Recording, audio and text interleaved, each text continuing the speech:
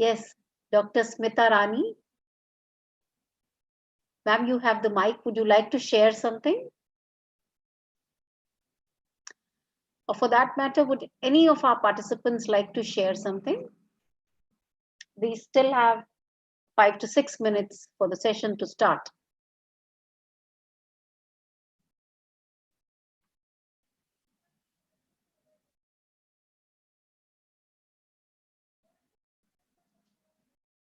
Okay, so we'll just wait for more of our participants to join us so that we can have more of the reflections, and of course we can begin our session on time.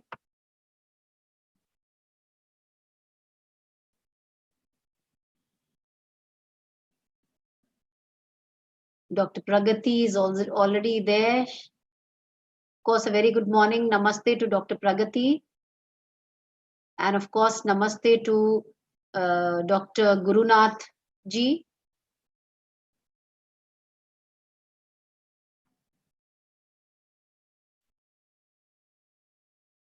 Okay, we can see another hand risen. Yes. So you have the mic. Of course, Beta, you have the mic. Lokesh, you have the mic. Would you like to share something, Lokesh?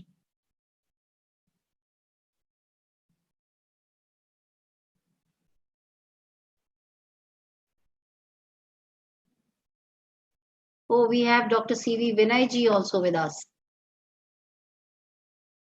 Dr. Vinay, you have the mic. Would you like to share something?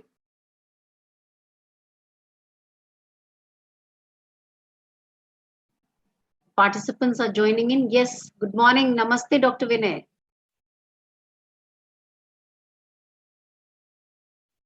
Dr. Vinay, though the mic is unmuted, yet we are not able to hear you.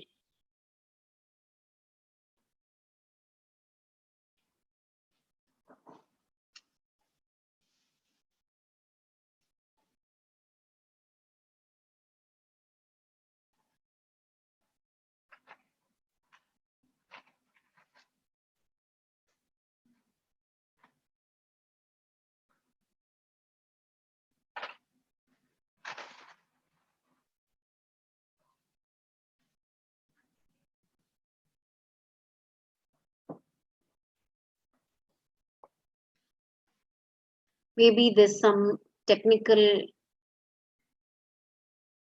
glitch due to which we are not able to hear Dr. Vinay, though the mic is unmuted.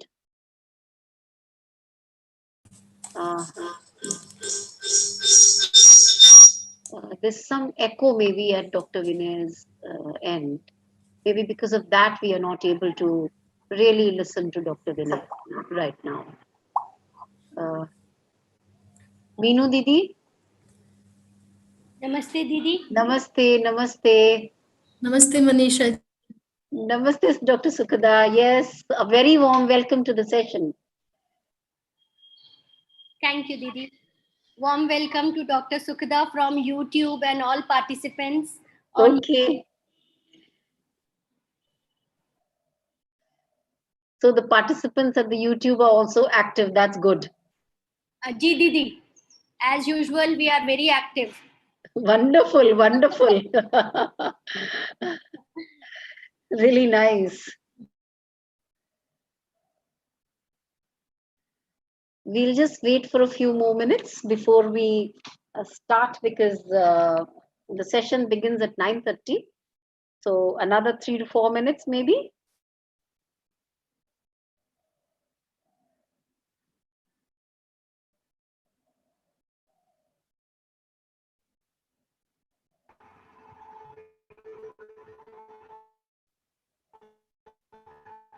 Till then, oh, of course, yes, Dr. Smita Rani ma'am, we would like to hear you.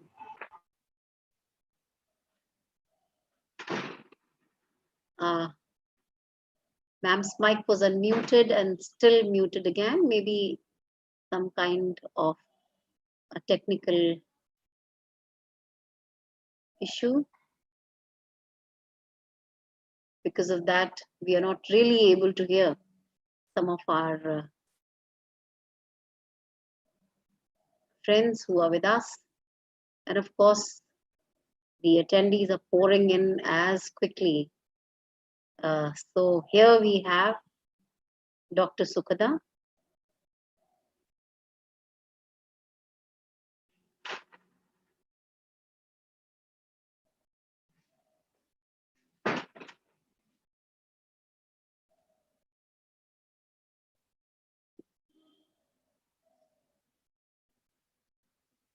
Maybe we'll wait for another minute. And sharp at 9:30, we'll begin our session.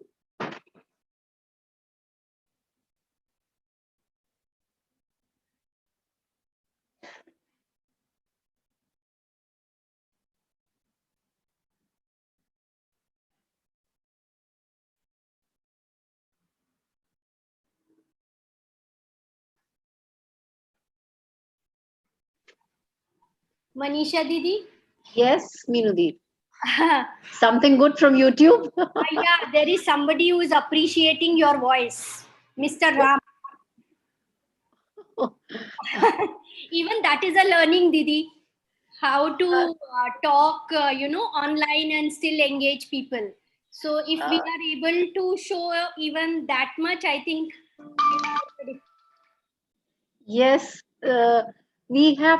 we have been teachers, and teachers normally do communicate in a explicit manner, because each day in our classes we have to uh, have so many children who, of course, lend a very keen ear to us, and we have to be very explicit in our communication, and of course, so that each child is able to listen to us, and each child is able to uh, you know catch on what we are really trying to put forward.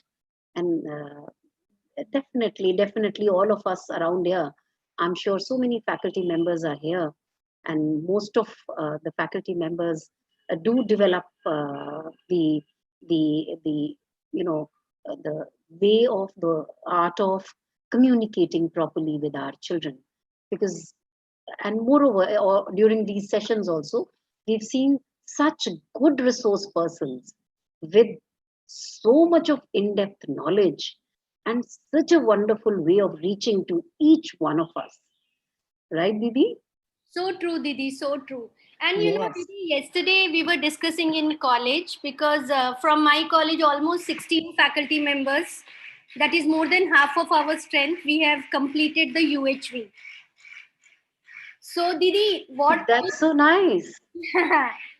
So, Didi, what we found was that when the content agrees with you, the other factors, you begin to appreciate more. So, I think it is the same with our students also. Yes. Very right, very right.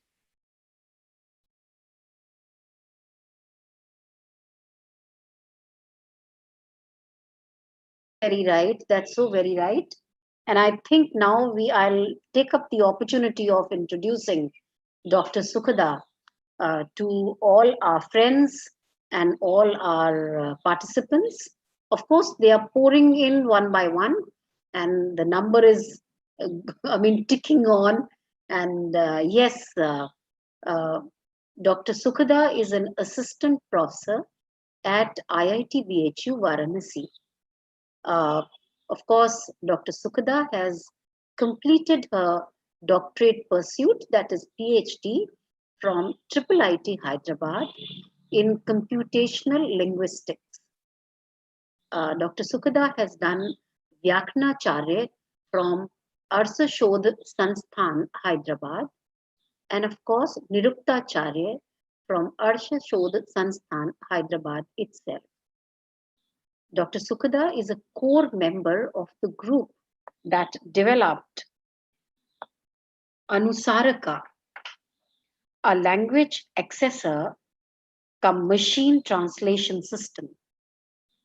Her primary research interests lie in machine translation, natural language processing, application of Indian grammatical framework to the modern technology, Sanskrit computational linguistic, Vedic philosophy, human values, health, and the 16 sanskaras. Dr. Sukhada, though, is a very young, of course, learner, but the in-depth knowledge Dr. Sukhada has is going to enrich each of our participants. And of course, in fact, I happened to meet Dr. Sukhada personally during the international conference on human values that we had. In person, she is a very simple, a very, a yogic-like person, and with a lot of simplicity, a lot of humanitarian conduct. And of course, with these words, I'll hand over the platform to Dr. Sukhada, so that we can hear her more and get enriched. All the participants can get enriched by Dr. Sukhada's expertise. A very warm welcome to you, Dr. Sukhada. And of course, we'll like to listen to you more than my communication. Thank you, Manisha. Am I audible? Yes, yes, perfectly audible.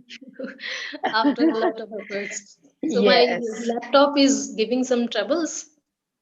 And so I tried through various means. I will connect through my desktop and through my phone now. And let me also try to share my screen.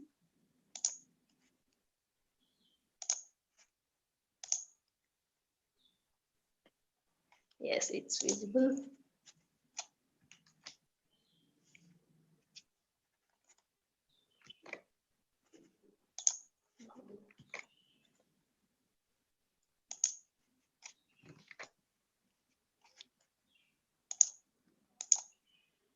Until Dr. Sukhada arranges all her presentations. In fact, Dr. Sukhada leads a very disciplined life, and with a lot of following of what we have been learning in our morning sessions.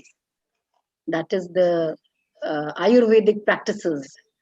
So, like in person, she's following most of these practices.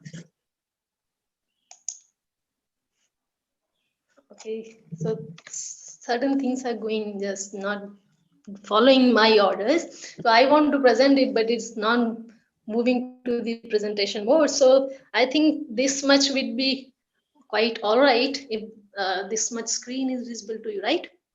Yes, though it is visible, yet maybe our technical team can be a little help if possible. I'm going to the presentation mode, but Okay. it is not accepting the command actually. Okay. So it has Till to then, accept this from my side. yes. Till then, we have one of our faculty, Dr. Suresh, and another student, Miss Ayush. Dr. Yes. Suresh, would you like to share something or talk to Dr. Sukhada? Dr. S. Suresh or Ayush, beta, would you like to say something, talk about something, or just communicate with Dr. Sukhada for a while? Let me just zoom Hello. in. I hope. Yes, Ayush. Yes, beta. Yes, ma'am. Good morning, ma'am. Good morning. Namaste. Yes, ma'am. I Yes, please go ahead, beta. am Ayush Kumar from MCKV Institute of Engineering, Yes, Howrah, West Bengal. yes, Ayush. Yes, Ayush, please go ahead, beta. Ayush, we've lost you. Hello. Yes, Hello. yes, Ayush. We are able to hear you, beta. Varshini, would you like to say something, beta? Ma'am, I have a doubt, ma'am. Yes, go ahead, beta. You say Sanskrit is an important language, but then why don't we follow it anywhere? Why don't? Dr. Why? Sukhada will be the best person to answer. Why don't we follow in what? I missed that word. No, doctor. No, ma'am. We say that Sanskrit is an important language, but why don't we follow it? Why have we forgotten it? Yeah. Actually, there are various reasons. Some regions which are external to us own. Some are internal and some are external, and some are like natural disasters and all. So there are various regions, and internal regions like when we reach a certain level of goodness in something, or good quality in something, some proficiency or prosperity in certain areas, it is not always feasible or possible for everybody to maintain that prosperity. So we see various examples even these days in our lives and around us, that when we reach some huge level of prosperity, we start losing that due to various reasons, physical, mental, all lethargy and all.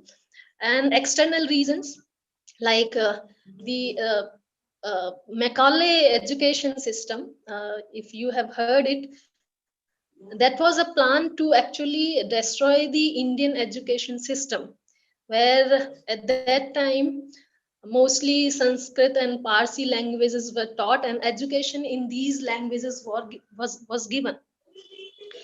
And Macaulay deliberately, from government side, tried and applied English education system to Indian subcontinent, to India.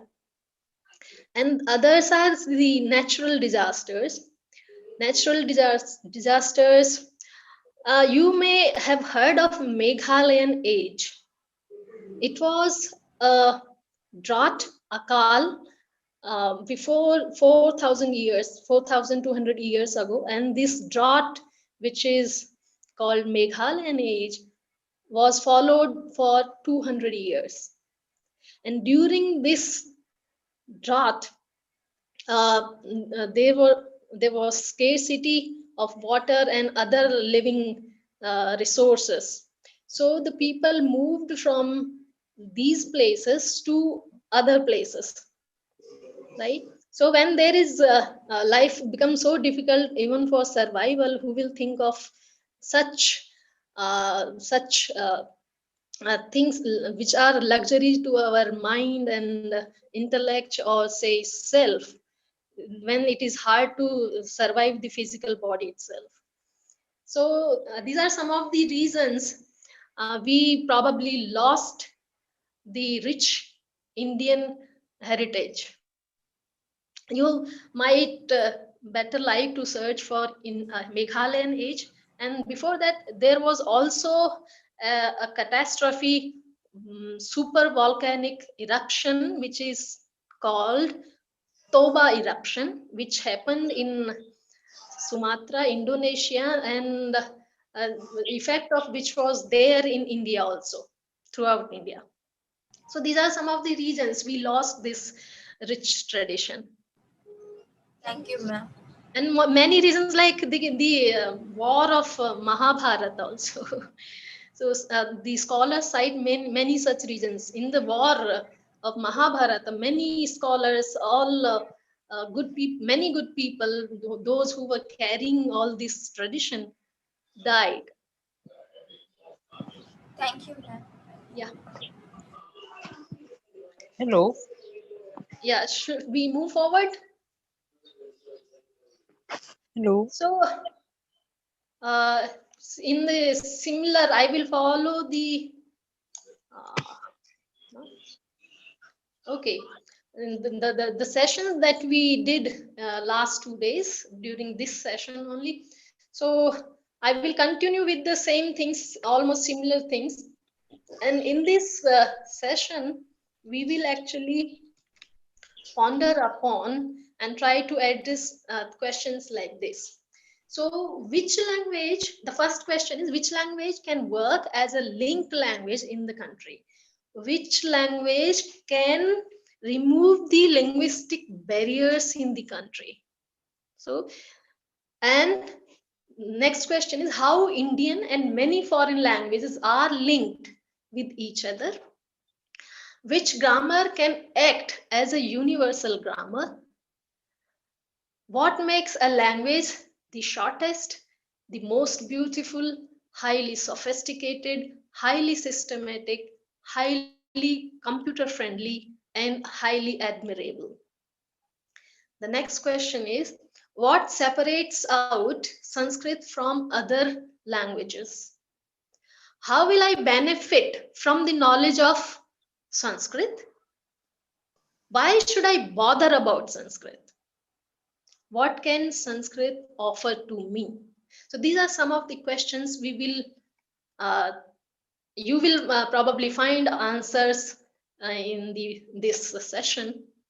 And to address these questions, I will basically look at Sanskrit alphabets and Devanagari scripts, and some of the extraordinary features of Sanskrit words, and the mechanism of generating countless words in Sanskrit, and the subjects which were known to human being that were written in Sanskrit. So it basically means every subject which is known and which was known to a human being is there in Sanskrit language, is written in its scriptures. Okay, so for that, in the sequence, we will first move to the script, Devanagari script. So if you look at the organization of this script, there are three kind of divisions in this script. So this is the first division, which consists of vowels only, all the vowels. This is the second division, which consists of letters. आपने कहा नहीं कि भैया मेरी तो बहुत व्यस्तता है यार, अभिषेक तिवारी बोलते हैं इस समय। So मालूम है आपके officially the second group is which consists of नहीं भी दिखाना है पत्नी को, या पत्नी को दिखाने के लिए थोड़े ना डीएल मिली है, आप ये सब मत कहिए। भैया आपका कुछ अनम्यूट है, आप ऑफ कर लीजिए, जो भी हैं आप, मुझे नाम तो नहीं पता चल रहा है। Okay, so the second set is of consonants. The consonants which can be pronounced with the help of vowels, and they cannot be pronounced independently without the help of any vowels. And the third set is of the consonants. This is the set which is quite close to consonants as well as the vowels. That is why this third set is also called Antastha, which says which stands in middle, or which is, or in English it is said semi-vowel, which is a half vowel kind of set. So while we do this, you can try to pronounce it on your own. I will also work it out with you. So let us look how these letters are arranged. So first, let's look at these guttural sounds, kantya, which are uttered from our throat, like ka, kha, and also focus on the air flow. How much air is flown? How much air is released while you are uttering these sounds? So, would keep your hand in front of your mouth and just try to experience the amount of air is released when you are pronouncing these letters. Say ka, kha, ga, gha, ng.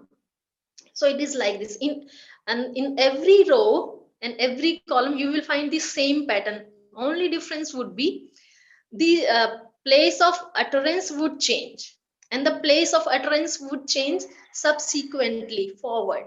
So from throat, you move forward as shown in this. So this is the throat area here, one marked with one. Then you move to the palate, which is called talu, or the the letters which are pronounced from talu are called talavya. So that comes next to the throat and the kantha. Here also you will find the same pattern. Cha, cha, ja, jha. nya. So less air, which is called alpa prana, then mahaprana, then alpa prana, then mahaprana, and then alpa prana and some nasal effect.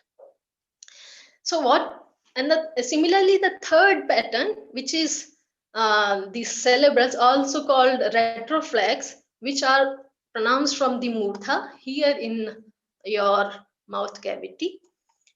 And the fourth class is tatha datha na, which is pronounced by the dental cavity of the mouth. So, and the fifth class is pa pha ba bha ma. So if you notice at these things, these are the sounds like very musical if you follow this rhythm. So you will say ka, kha, ga, kha, ng. So then cha, cha, da, dha, na. Ta, tha, da, dha, na. Ta, tha, da, dha, na.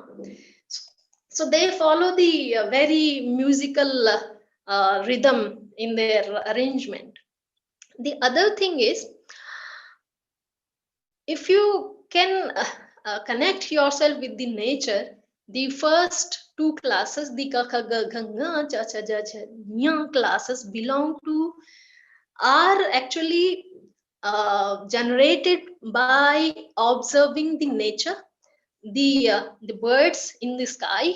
So like the crow, you will see will makes noise like ka ka ka ka ka, like this, and some of other birds will make sound of similar to others, cha cha cha chi chi chi chi, like this. And the third and fourth, this ta class and this ta class, are basically the sounds created by observing the creatures which live in the water, like turtle or the frog, which makes sounds like tur tur tur tur tur, like, okay. And the fifth class is actually the class which is created by observing the living beings, the animals which live on the earth, like you can find the goats, the cows, buffaloes, or the dogs. Like dogs will make sounds like bha bha bha bha, and goats will make sounds like and things like that, right? So this is how these sounds were observed from the nature, and then human beings added their intellectual capacity, their intellectual values to this, and organized them in such a beautiful manner. And the third component is basically which humans can utter. So it is a set of alphabets which encompasses the entire nature, all the living beings in the on the earth, right? So this is the logical and very natural emergence of the Devanagari script. And you will notice that this script is used for many languages like Sanskrit, Marathi, Hindi, Nepali, Awadhi, Bhojpuri, Chhattisgarhi, Haryanvi, Maghai, Rajasthani, Maithili, and there might be many more such languages. And the other Indian language, see this pattern this side, like Bengali, they follow the same structure actually. There is little variation, and that variation is due to the material available in that region for writing the script. Because at some place you will find leaves which if you if you try to write a straight line will tear apart, and some leaves will be so that if you try to make circles on it, it will tear apart, won't be easy. to write on such leaves. So depending on the material available in those regions, these are the various adaptations of the same script in other languages spoken and written in different areas of the country. So see, Bangla ka would be like this, and the matra of E is like this, and ki exactly quite close to the Devanagari script. So this is Devanagari, this is Gujarati. It is little twisted upwards. That's it. Ka, ki, Gurumukhi, almost similar. Something is removed. Kannada and Malayalam and Oriya, Tamil, and this one is Telugu. So some little bit here curves here and there. Almost all the languages follow the same script. And since you are going to study engineering, and some of you might happen to work in speech systems or OCR systems or other natural language processing areas, for you it would be important to note that all these scripts follow the template which is given in the Vajasaneyi Pratishakya. So if you happen to work in any of these areas, looking at these things along with the modern knowledge would help you a lot. Okay, so next we move to the extraordinary features of Sanskrit words. So now we have looked at the scripts. Then we move forward to the formation of words. How words are formed in Sanskrit and what do they represent? So usually you will notice that a word in a language represents an object. So if we say tree, it will map to an object outside there in the real world, right?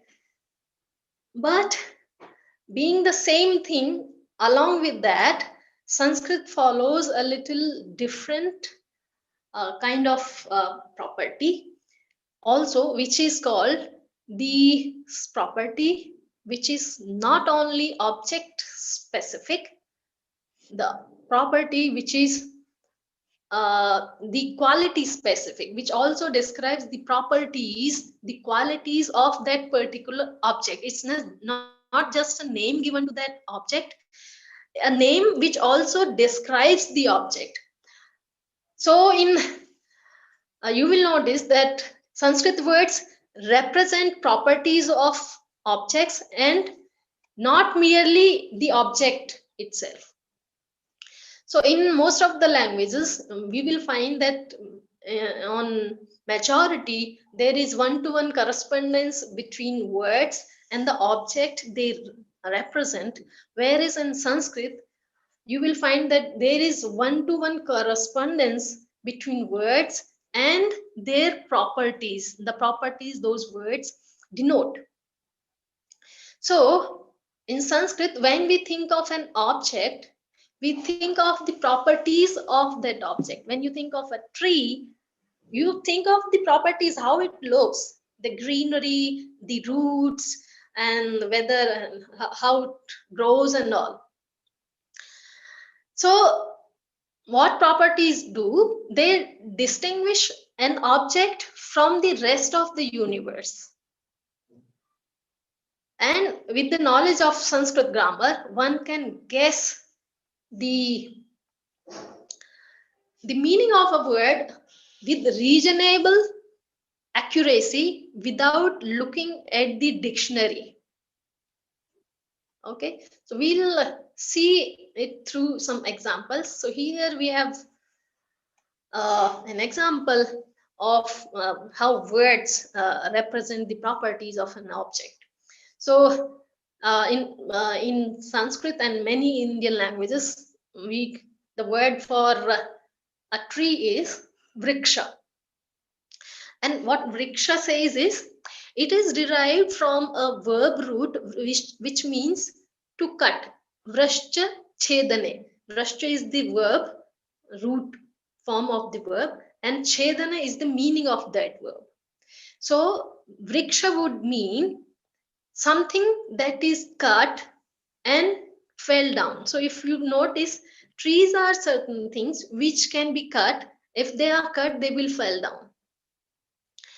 The other property of tree, this word vriksha denotes is, like, you look at this picture, and I would like you to look at these areas. There is some gap here, and look at this area again. There is again a gap here. So what this vriksha is doing, it is reflecting its property of chedan, of cutting.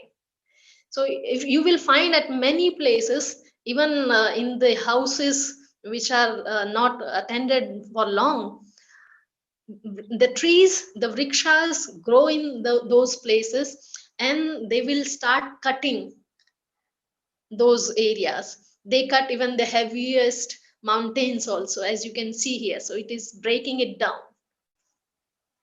Right? So this is the property the word vriksha denotes. Okay. The other word for tree in Sanskrit is taru. Taru is derived from the verb tri, tarna, terna, to float. Right? So the trees are the word taru denotes a property of the tree which says that they float. Look at these. These are the roots of the tree. They float. And look at the upper areas of they float. So this is the property denoted by the word taru. And again, look at the property, other word, padapa. Pada means foot. And pa means pina, drink, pan karna. So padapa would mean something that drinks using its feet. Notice that trees drink through their roots, which are like the feet of the tree. Now, some people might admire this property of the language, and some people might think that, isn't it very difficult to understand so many words? Or if someone is a new speaker of that language, then won't it be very difficult to understand that whether vriksha was the tree, or taru was the tree, or padapa was the tree, or many other words like this? So won't it make difficult to learn the language? So some of you might think like that, but actually it is, if you learn a little bit of the way words are derived, it would be very easy for anyone to understand a new word and its meaning, as we said just before in the previous slide. And also it denotes the richness of the language.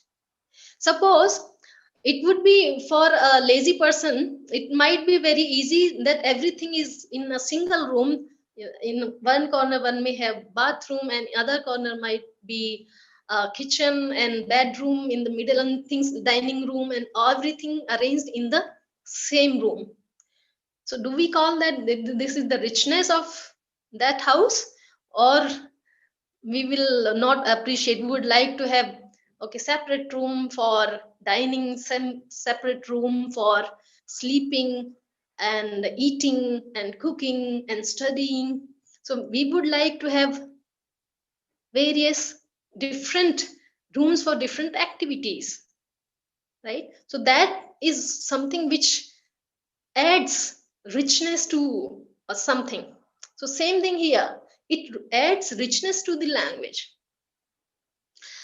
Also, in coming years, if you happen to work in some of the any area where you are looking at some specific, like if you work in botany, or if you are making drones, say for example, look at what words are used in Sanskrit for movement, for motion.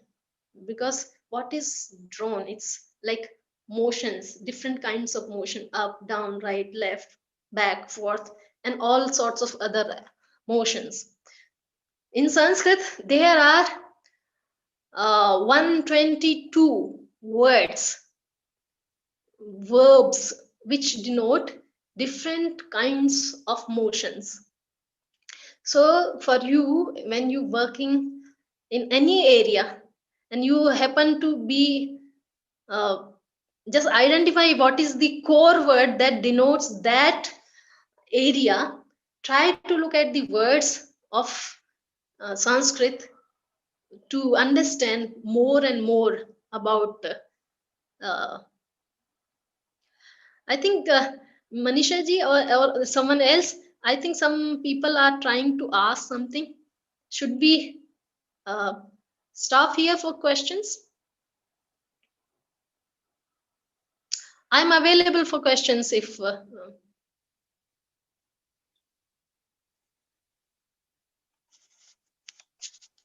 Didi, can I ask from YouTube? Yes, from anywhere. Okay. So, Dr. Sukhada, some of the YouTube participants would like to know from you about the relevance, special relevance of Sanskrit for engineering. Acha. See, the most widely used area these days in engineering is natural language processing. It is used, Google uses it for various kinds of natural language processing. When you search in Google, it uses natural language processing. When you go to Google Translate, it uses natural language processing. And speech to text conversion, or OCR, etc. These are some of the areas which are directly related to the grammar of the language, Sanskrit language, and these are the areas which will directly benefit you in engineering in these areas. Similarly, I am going to talk more about some of the other areas which are directly, or let me just go directly there now, which I have already listed here. I'll come back to these things again. These are some of the areas in which Sanskrit has a huge resource, and looking at these things would be useful for anybody. So for physics, we have Padartha Vijnana, for biology, we have Jiva Vijnana, for physiology, Sharira Vijnana, for botany, Vriksha Ayurveda, for mechanical science, mechanical engineering, Yantra Shastra, for medical science, Ayurveda, for metallurgy, Loha Shastra, Natya Shastra for performing arts, for agriculture and horticulture, we have Krishi Shastra, for alchemy, we have Rasa Shastra, for architecture, we have Shilpa Shastra, and for astronomy or astrology, we have Jyotish Shastra, and so on. There are many things, many areas like this. And so these are some of the engineering areas, science related areas, which already exist in this language. Thank you, Didi. Thank you so much. Okay. Hello, ma'am. Yes. Am I audible? Yes. Yes, audible. Actually, ma'am, I wanted to ask a question that, like earlier peoples, our ancestor used to speak in Sanskrit only. No, not only Sanskrit. There were other Prakrit languages also. But this was the language which scholarly people mostly usually used to speak, but not only scholarly people. Do not take this statement as only scholarly people used to take. There are evidences you have all those natakas and all, which are where the all types of characters are there in those, and they speak in the same language. Sometimes some Prakrit languages, sometimes in Sanskrit language.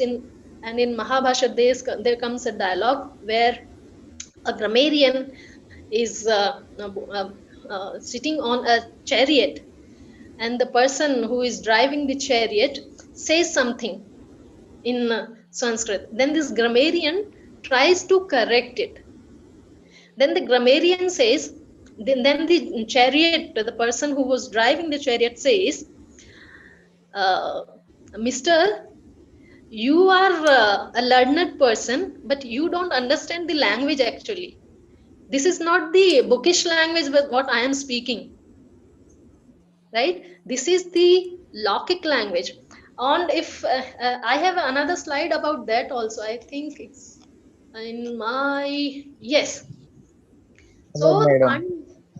Panini's grammar is a grammar which describes bhasha. This bhasha word is derived from bhasha, and this bhasha is used for kind of barking. When people, when people just make noise, or the barking of dogs, or they are not doing some meaningful conversation, just conversing on some topic but not meaningful, that is called bhasha. And he wrote the grammar about walk. Yes. Walk means something which is meaningful. And he also wrote, his grammar also describes vani. Vani means something which is meaningful in musical and attractive manner. And he also his grammar also describes the language of Vedas, the language of compositions, various scriptures. So his grammar describes, why would someone describe all sorts of languages, varieties of a language, if that was not spoken there? So even he describes very minute kind of that, at that part of the river people speak this word in this accent, right? So all those things show that it was not the language only for learned people or scholars, but it was the language spoken by everybody. And Okay. there were many other languages as well. Yes. Hmm. So how does if Sanskrit language is so good, so why people started using Hindi as a language? As we earlier also talked about it, that there are various reasons, internal and external and political reasons, which forced the removal of this language. So because Okay. they used to think, people use this language, it will ignite their intellectual capacity. They will Hmm. not remain dull. They will not follow your ideas as it is the way you say, and they will start following you. Okay. So they deliberately and all sorts of efforts were put to destroy the tradition of this language.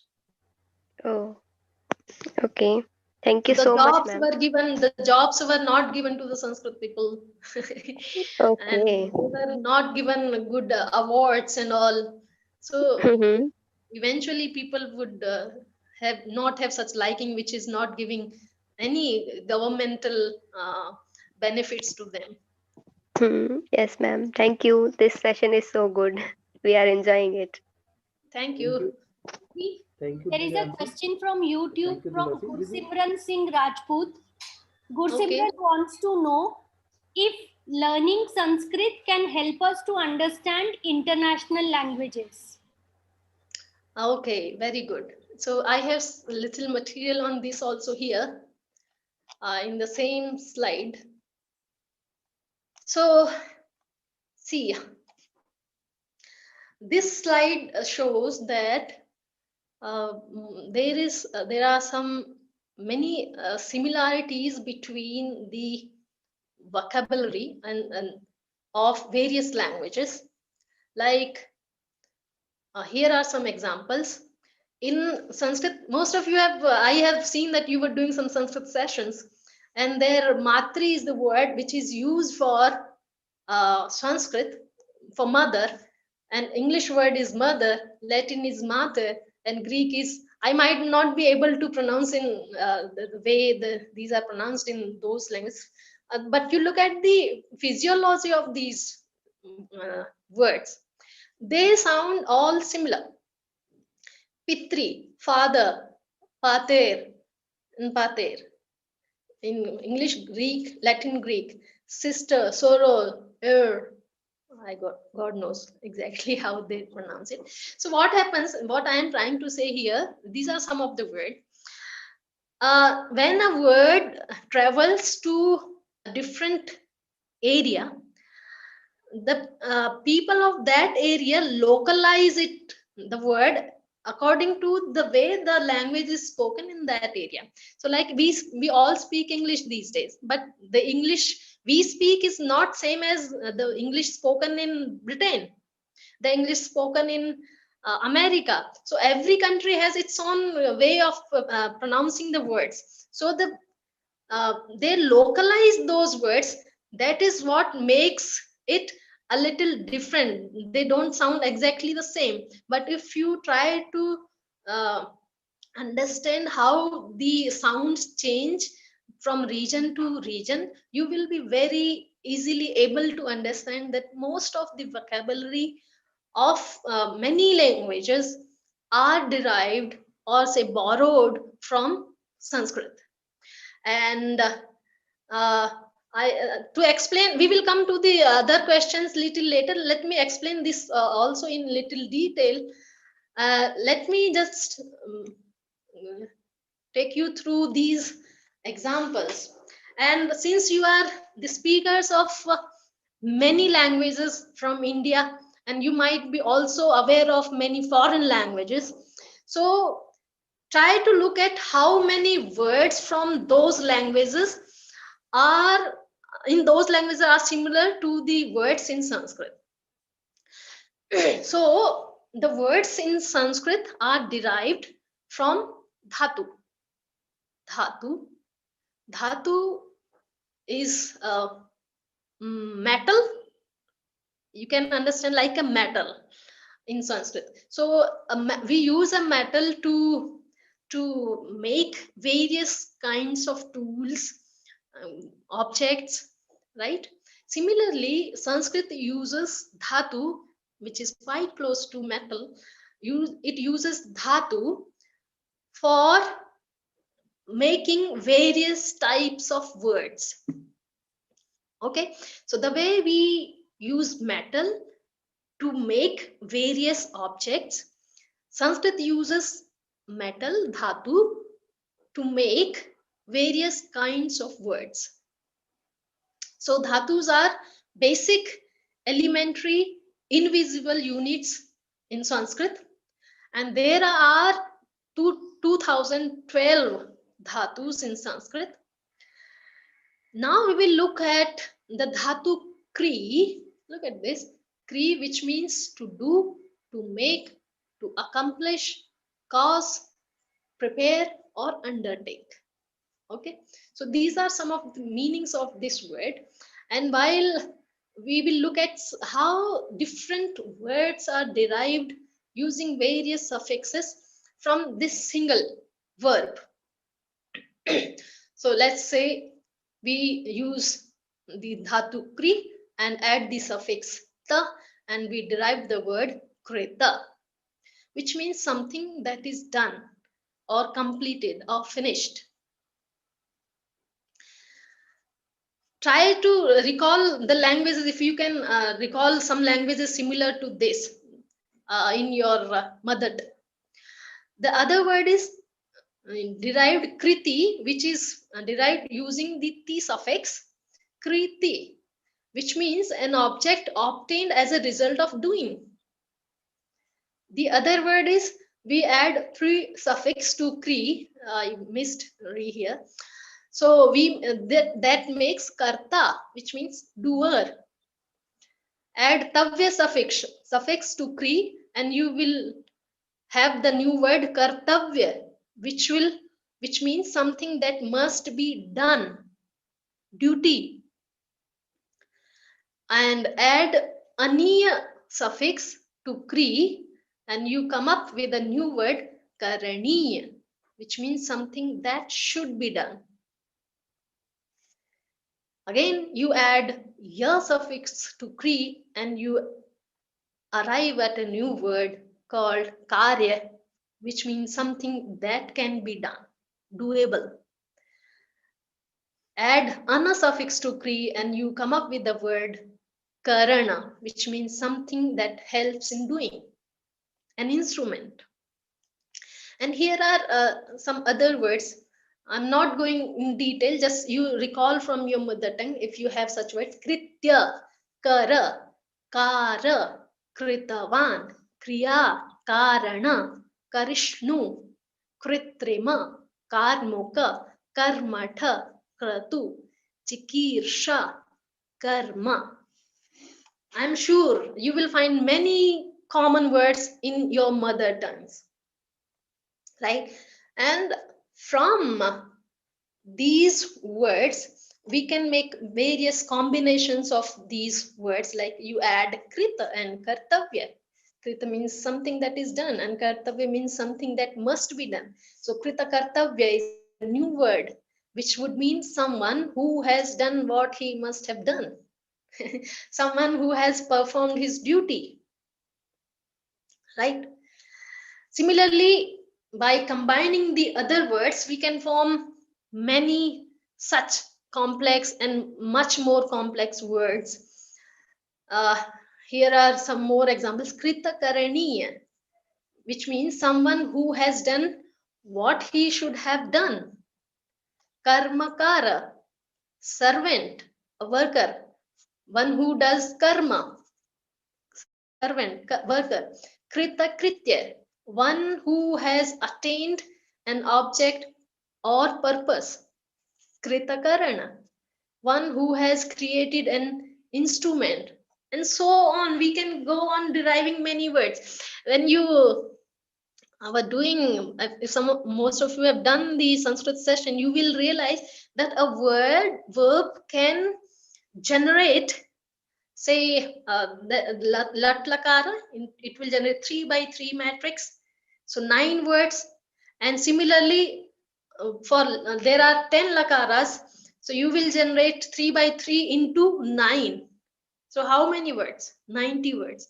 And similarly, you have other ways of deriving new words, like, and I wish you do a mapping to your mother tongue again with these when we are doing this. So these are the primary dhatus. With those dhatus, we can add 22 prefixes, add these prefixes before the verb, and you come up with a new verb again. So add pra to kri, you make a new verb, prakri, parakri, apakri, sanskri, anukri, avakri, nishkri, nirkri, dushkri, durkri, vikri, and so on. Akri, nikri, adhikri, and the words that we derive from these things are like this. From prakri, the verb prakri, we derive prakriti. We derive from sam and kri, we derive sanskriti. From vi and kri, we derive vikriti. We derive akriti, anukriti, sukriti, doshkriti, pratikriti, and so on. Right? You can use these words for various other verbs also, like take hri, to carry away, haran, like ahara, vihara, parihara, samhara, and so on, prahara, right? So this is how we can derive various words in Sanskrit, and I am sure you might have found many common words in your mother tongue also. And the scientists say, where is that slide? Scientists say that 95% of the words of Punjabi are common to Sanskrit, are borrowed from Sanskrit. So if you know Sanskrit and the basic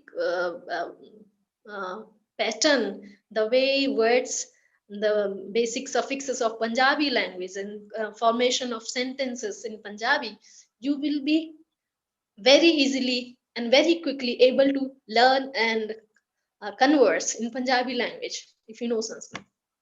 Similarly, so Punjabi uses the most common borrowed words from Sanskrit.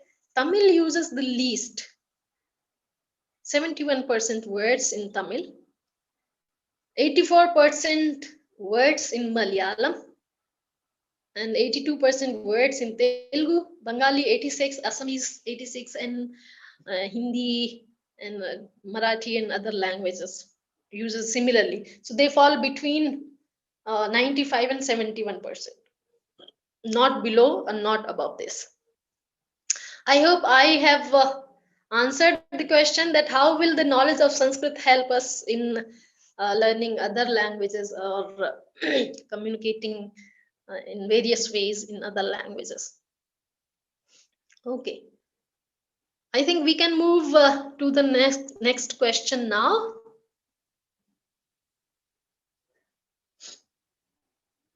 Are there any questions? I stopped you in the middle, thinking that this is going to be a little big.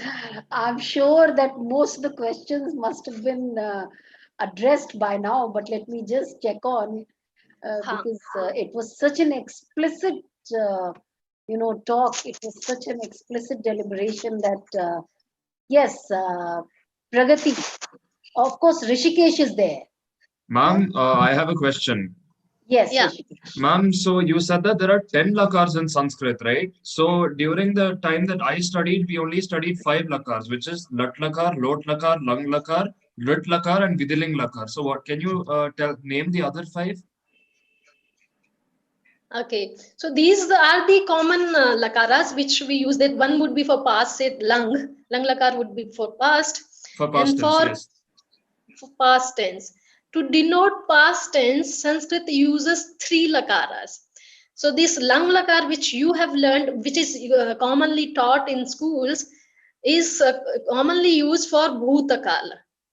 But Sanskrit uses 2 more specific lakaras, which is little lakar, which is used for the past, which is not seen by us. Like Ram went to the forest. We have not seen this. Yes. So Ramo vanam jagama. Okay, okay. Right? We won't say Rama vanam agachat. Yes, yes. In the Ramayana, you will say Ramo vanam jagama. Okay. You will say you must have heard the past akarot in lang lakar, but Yes, ma'am. lit lakar it would be chakara. Okay. And one more lakar is lung lakar, which is used for the past of the current day. Okay. So if you say I had breakfast in the morning today at 7 a.m., you will say aham akhadesham pratarasham. Okay. Right? So Yes. in general, since there the focus is that let the people start speaking. So this teachers only teach one lakar. So they don't going to find details of those. Similarly for future, there are one is rit lakar used for common future. Other lakar is used for the future which is not of today, of day after, of tomorrow, and so on. So if you say I will not come tomorrow, I will say Shraha na agantasmi. Oh, Shraha na agantasmi. Or I okay. can simply say na agantasmi. It would mean that I'm not talking about today. Okay. Yeah. I can say khaditasmi. We'll eat tomorrow. Okay. Like this. So the lakaras, let me just, if you follow the pattern, let me just move quickly to the slide, which will help you to understand. We just follow this thing, this pattern. Lat, lit, rit, lut, late, load. Right? Oh, 6 lakaras in this pattern. okay. All small vowels. Lat, lit, rit, lut, late, and load. And these are called tit lakaras because the last character is ta there. The other Yes. 4 lakaras are called nit lakaras with this letter. Yes. Those Ah, lakaras are lang, ling, ring, lung and lung, lung. right? 4 are Yes. over, Okay. right? So these are the 10 lakaras. Thank you, ma'am. Okay. Uh, any other question?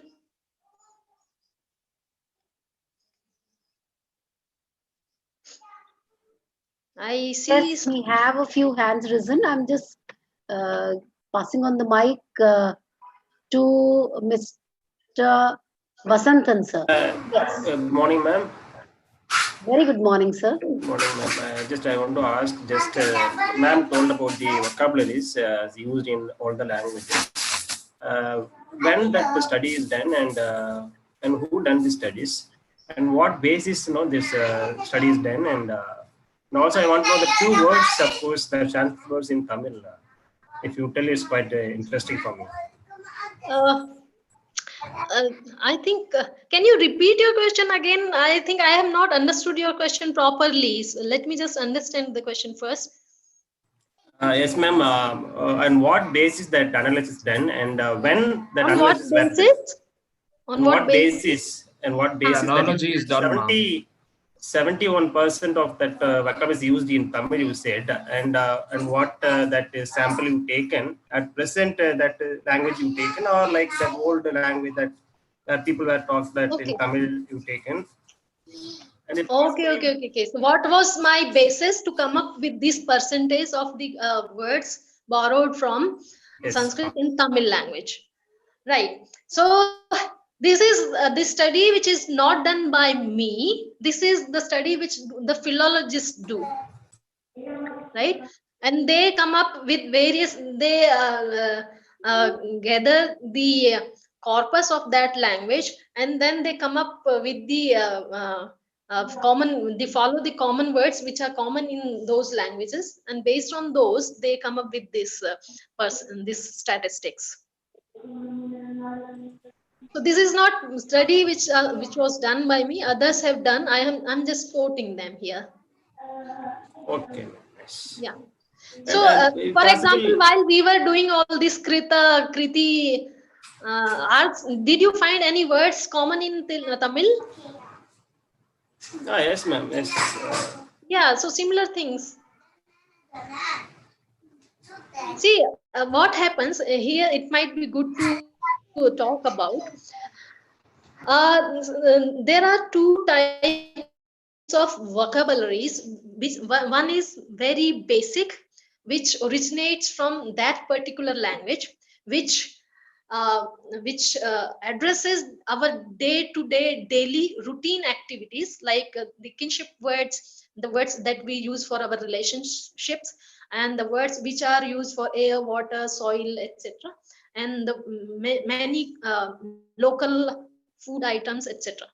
So which are very local to that area, and which are very common, which do not require any kind of uh, which do not require to express your profound feelings, right? Right, those, that is the second type of vocabulary.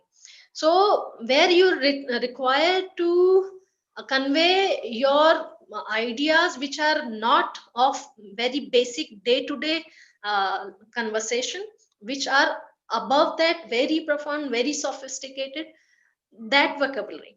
So if we take in that manner, in Telugu, Tamil, Malayalam, you will not find, or you will find very few words which are common to Sanskrit relation terms, like brother. In Tamil, I don't think whether they call chechi or cheta. In Malayalam, they call chechi to sister, For elder sister, yes. cheta to For brother, elder brother. Anna, Chele, Akka in Telugu. But these, and you will never find these words common to Sanskrit. But when you go to the high level of language, there you will find many similar words. For you listen to the old songs which express the high level of your mental expressions, emotional expressions, intellectual expressions. There you will find many words which are common to Sanskrit vocabulary. In fact, in Telugu, I used to find that I used to sometimes wonder whether this is a Telugu song or a Sanskrit song. Most of you must have Mahishasura Mardani and so on. So most of the words are common to Sanskrit. Is that okay? Yes. Should we move to the next question? If there is, I have a doubt, ma'am. Yeah. Ma'am, during the days of Mahabharata and Ramayana, did they use Sanskrit as their language to communicate? I think they were both. Sanskrit was obviously there, and there were some other Prakrit languages also. Thank you. So when you hear the way they call the Maha and all, recall that all these terms are from Sanskrit, right? Yes, ma'am. They address Sita. She addresses Ram as Arya, and all these are the way Sanskrit language is spoken. Pitamaha, Bhrata Shri. Shri is for giving more honor, and Bhrata is the word from Sanskrit. Thank you, ma'am. Yeah. Okay, some more hands I see, but I can't see. Yes, in fact, Dr. Sukhada, I may Yes. even announce a formal break of because we'll resume our session at 10:45. So it's of course it's a small break. Uh, I mean a small bio break, if I may call it. But yet, of course, we are here to take up the questions, and of course, all the participants who would like to stretch themselves, of course, can do so. So yes, we have Rishikesh, beta, though your mic is unmuted, yet we have so many other people. Yes, Vimal Raj, would you like to ask something? Yes, Kartikeya. Yes, Kartikeya, we are not able to hear you, beta. Vimal Rajji. Ma'am. Vimal Raj, Kartikeya or Aditya Krishna. Ma'am. Yes, please go ahead. Aditya Krishna from Kerala. Yes, Kartik Krishna. Okay. Ma'am, my doubt is that it is said that Malayalam is, Tamil is the oldest language in the world.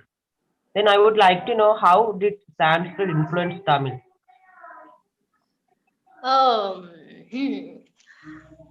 I think, let me just try to, though I am not sure I can address this question nicely, but we find in the literary works very many words are common in Tamil.